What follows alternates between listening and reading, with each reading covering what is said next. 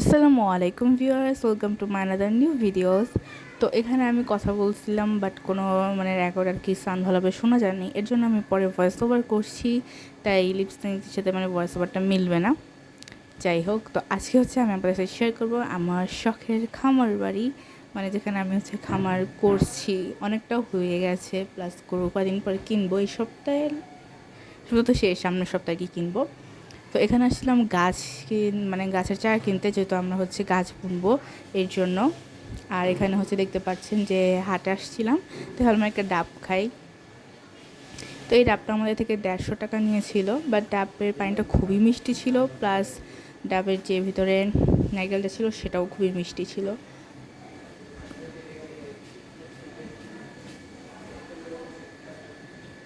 তো আমরা কিন্তু হাটে আসছিলাম, কারণ হাটে নাকি গাছ, তারপর হাঁস এগুলো পাওয়া যায়, হাঁস মুরগি।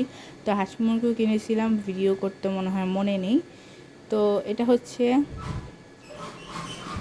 আমি আপনাদেরকে ঘরটাকে দেখাচ্ছি। এই ঘর এখানে বানিয়েছি। আর এই যে এখানে দেখতে পাচ্ছেন সামনে যেটা, সেটা গরুর ঘর, গরুর জন্য ঘর বানিয়েছি। আর ওই যে দূরে দেখা যাচ্ছে না আরেকটা ঘর, ওইটা হাঁসের ঘর। ওইখানে হাঁস আর মুরগি কিন্তু আছে অলরেডি, ভিডিওতে দেখাবো। আর এখানে দুইটা ঘর বানিয়েছি, এই যে একটা ঘর, আর ভেতরে আরেকটা ঘর আছে। যে ঘরটা প্রথমে দেখেছি সেটা বড়, আর ভেতরেরটা একটু ছোট।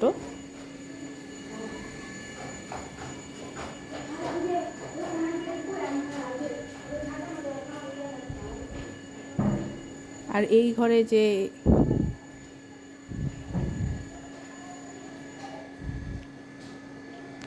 ওই যে গরু পর্যন্ত দেখতেছেন না, ওই জায়গা পর্যন্ত কিন্তু আমাদের জায়গা, কিন্তু পাশের বাড়ির একজন গরু রেখে এসছে তাদের আপাতত, তাই আমরা রাখতেও দিয়েছি, যেহেতু আমাদের জায়গা পড়ে আছে খালি, তাই।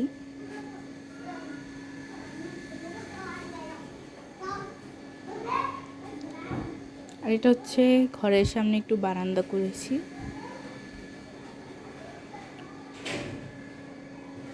আর দেখতেই পাচ্ছেন কতগুলো গাছ কিনে নিয়ে এসেছি। অনেকগুলো গাছ কিনেছি, অনেকগুলো ছোটো ছোটো চারা কিনেছি, হাটে থেকে এগুলো কেনা।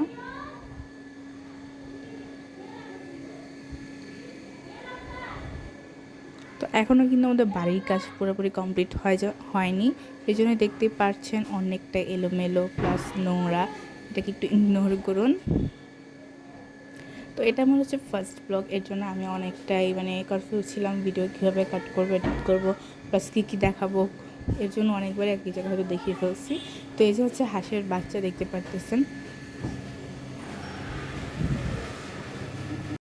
আমরা হাঁসের বাচ্চা 70টা কিনেছিলাম, অনেকগুলো মারা গেছে, 40টার মতো, বুঝতে পারতেছি না কেন মারা গেছে। আপনাদের কেউ যদি হাঁস পালার অভিজ্ঞতা থেকে থাকে তো কমেন্টে একটু জানাবেন, কেননা বুঝতে পারতেছি না হাঁস মারা যাচ্ছে। আর এটা হাঁসের ঘরের জন্য কিনা সেটা বলবে, কারণ হাঁসের ঘর কিন্তু আমরা নেট দিয়ে বানিয়েছি, নিচের নেট। তো এটার জন্য তাদের ভয় লাগে কিনা হাঁটতে, তো এটা আমাদের জানার বিষয় আছে। তো কেউ যদি জেনে থাকেন অবশ্যই পরামর্শ দিবেন। আর যদি কোনো ভ্যাকসিন বা ওষুধ এরকম কিছু দেওয়া লাগে, অবশ্যই আমরা দেই, বাট আরও যদি কিছু লাগে সেটা কমেন্টের মাধ্যমে আমাদেরকে জানিয়ে দিবেন, যেটা আমাদের হাঁসগুলো বড় করতে পালতে সুবিধা হয়। অ্যান্ড আমি ঢাকায় থাকি মেনলি, অ্যান্ড ঢাকার পুরো এসে ঢাকা মেডিকেলের এদিকে। তো এখানে অনেক আওয়াজ, পুরো ঢাকা এদের এলাকা জানেনি। তো এই জন্য আশেপাশের যে আওয়াজটা আছে সেটাকে একটু ইগনোর করবেন, কারণ আমি ভয়েস দেওয়ার সময় আমাদের আশেপাশে অনেকেই চিলাচিলি করতেছিল।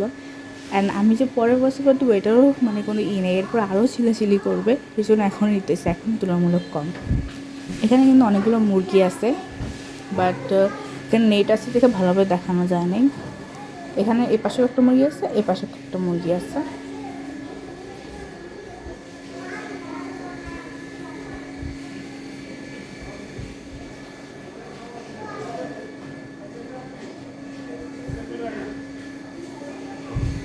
আল্লাহর যদি রহমত থাকে, আমাদের খামারটা অনেক বড় করার ইচ্ছা আছে, দেখতেই পারছেন। এর জন্য গরু, হাঁস, মুরগি সবই পালবো।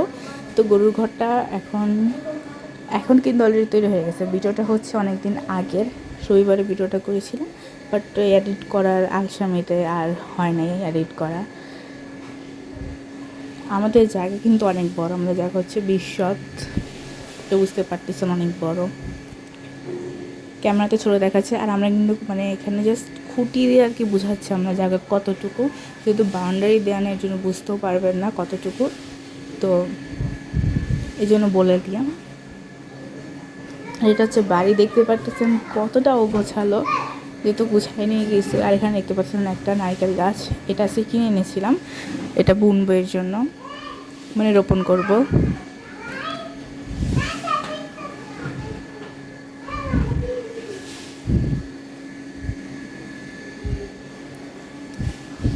আর এটা হচ্ছে একটা চাপ কল, এই কলের পানিটা অনেক ঠান্ডা অ্যান্ড পানিটা একটু মিষ্টি মিষ্টি টাইপের।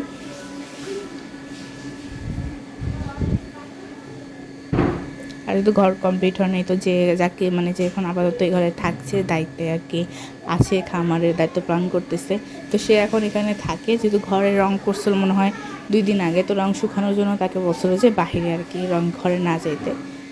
তো এদিকে হচ্ছে এখন গাছ রোপণ করব, যেটা বলেছিলাম অনেকগুলো চারা কিনেছি। তো এগুলো হচ্ছে মনে হয়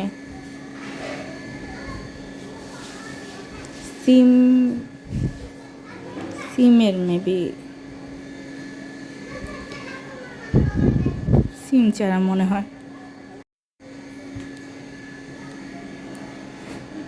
সো গাছগুলো আমার আম্মু রোপণ করতেছিল।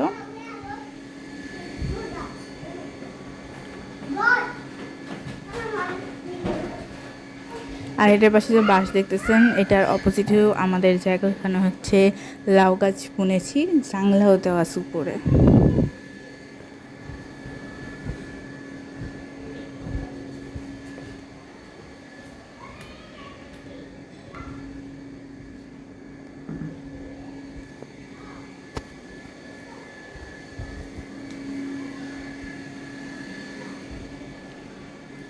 গাছগুলো আমরা কিনেছিলাম সকালে, যেটা ভিডিওতে দেখলেন তখন কিন্তু সকাল ছিল। তো এখন যখন গাছগুলো বুনতেছিলাম তখন ছিল হচ্ছে মনে হয়, মানে রোপণ করতেছিলাম গাছগুলো, তখন প্রায় 4টার একটু উপরে, মানে আর কি 4:20 বা 15 বাজে। তো এর জন্য গাছগুলো কিন্তু একটু নেতিয়ে গিয়েছে, বাট পরে আমি কল দিয়ে জেনেছিলাম যে গাছগুলো ঠিক হয়ে গেছে, পানি পেয়ে তারপর মাটিতে করতে রোপণ করছি, সব ঠিকঠাক হয়ে গেছে। বাট একটা গাছ মারা গিয়েছিল। আর এই যে হচ্ছে লাউ গাছ, যেটা বলেছিলাম, আর উপরে জানলা দেওয়া আছে।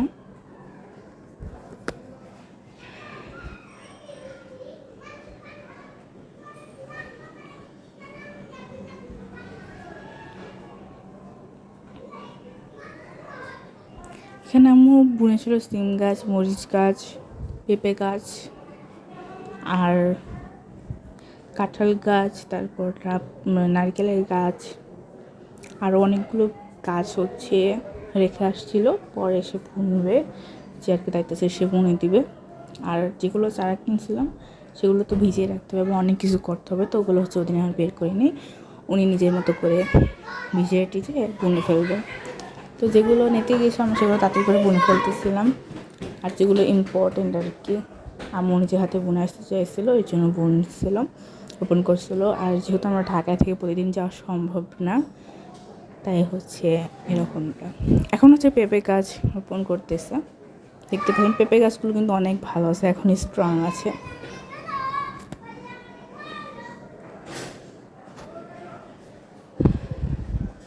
তো আমি তখন একটু আবার ভিডিওতে আসলাম, দেখতে পারতেছেন এদিকে কিন্তু একটু এখন রোদ রোদ একটাই ছিল, বিকাল শেষ হয়ে গেলো আর কি, রোদ একটাই ছিল। আর এটা হচ্ছে গরুর ঘর।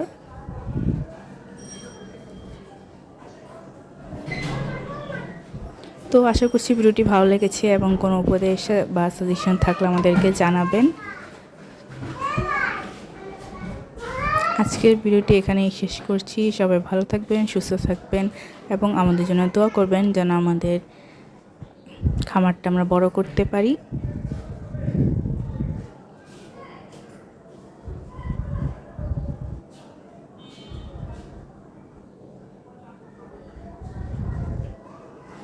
তো এখানেই বিদায় নিচ্ছি। আল্লাহ হাফেজ, আসসালামু আলাইকুম।